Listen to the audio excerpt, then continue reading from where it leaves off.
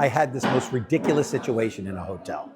I check into the hotel, I get up to my room, I want to put my water and a couple of things in the refrigerator and realize I don't have one.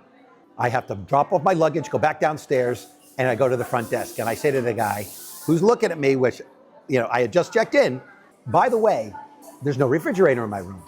Your rooms don't come with refrigerators anymore. It's going to cost you $100 because you're going to be here for 2 days. So if you want it in your room, it's going to cost you $100. Now, at that point, I could have been very, very annoyed. I looked at him and I said, you know what?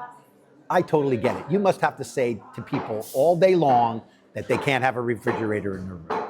I get it. I said, I'm not annoyed at you. I'm annoyed at the policy. I said, however, $100, I could buy another room for $100. Is there anything you can do? He said, you know what? You seem to be really cool about this. You had a conversation with me about it. I'll tell you what. What's your room number again? Okay, I'm going to make sure that you get a refrigerator. I'm not going to charge you anything. I said, this is an example of seeing someone, appreciating what their situation is, not just what your situation is, and having a conversation about it. Guess what?